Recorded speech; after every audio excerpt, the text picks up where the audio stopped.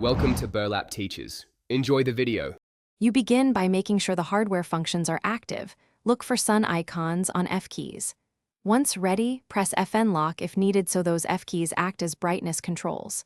Now press and hold the FN modifier, then tap the brightness down or brightness up key once to test. If nothing changes, release and try pressing the keys without FN. Some laptops invert behavior. Take these first steps deliberately. They establish which physical key combo actually sends the brightness command to your system. Once you know which key combo triggers brightness, refine control by tapping rather than holding. Each press usually nudges brightness a small amount. If behavior seems reversed, toggle the FN lock again or check BIOS FN switch. Do this from boot if necessary. Make sure to allow a pause between presses. Modern firmware can debounce inputs. Also, if one key adjusts too much, alternate with the opposite key to reach the desired level precisely. These middle steps make adjustments smooth and predictable.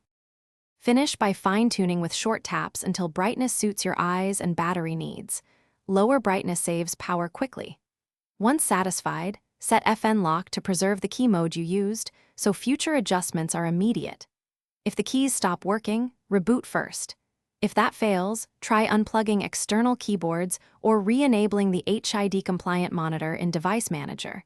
This restores the keyboard brightness link. Follow that single troubleshooting tip.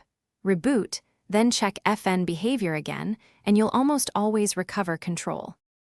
Thanks for watching. Consider subscribing if this video helped you.